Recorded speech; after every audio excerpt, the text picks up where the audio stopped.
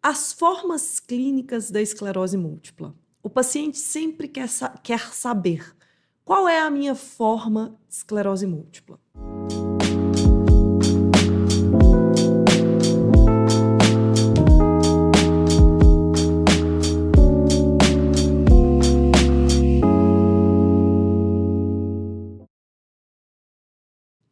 Então, nós dividimos a esclerose múltipla em esclerose múltipla remitente recorrente.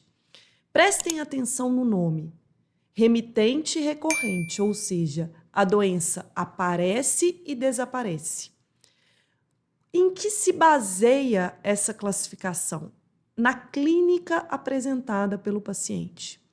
Então, na forma recorrente, que são 85% dos pacientes com esclerose múltipla, ou seja, a maioria dos pacientes com esclerose múltipla terão a forma remitente recorrente, os sintomas da doença aparecem e desaparecem em formato do que nós chamamos de surtos.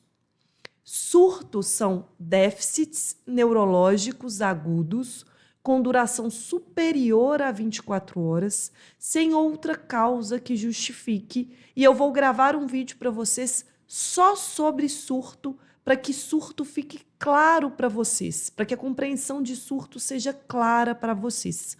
Mas voltando às formas clínicas, 85% dos pacientes têm a forma remitente recorrente, que é marcada principalmente pela presença de surtos. 15% dos pacientes têm a forma primariamente progressiva, ou seja, a doença não é marcada principalmente por surtos. É uma doença em que os sintomas surgem e gradualmente e progressivamente vão piorando. A incapacidade do paciente, ela é gradual, então ela é menos nítida para o paciente. Na forma remitente recorrente, o surto ele é mais marcado e isso é mais evidente para o paciente. Então, exemplificando, é um paciente que acorda e fala: olha, a minha perna direita está fraca. E ao longo do dia ele vai confirmando essa informação e esse déficit dura mais de 24 horas.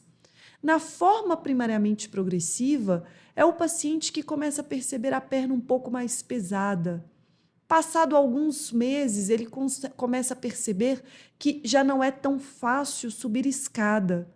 Ou ele começa a perceber que ele fazia 5 quilômetros na esteira em 35 minutos e agora ele precisa de 1 hora e ele já não sabe por quê.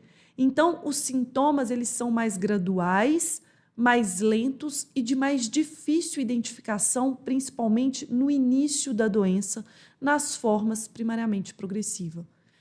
E a terceira forma é a secundariamente progressiva.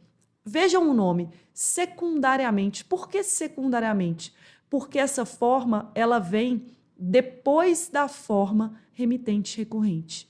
Então, são os pacientes que abriram com remitente recorrente e para aqueles pacientes, principalmente não tratados, uma média de 15 a 20 anos depois, eles vão evoluir para uma forma que é chamada de secundariamente progressiva. Ou seja, os surtos já não são tão bem marcados, eles já não têm sintomas agudos de fácil identificação. Predomina o que a gente chama de progressão, que é um acúmulo gradual e progressivo de incapacidade.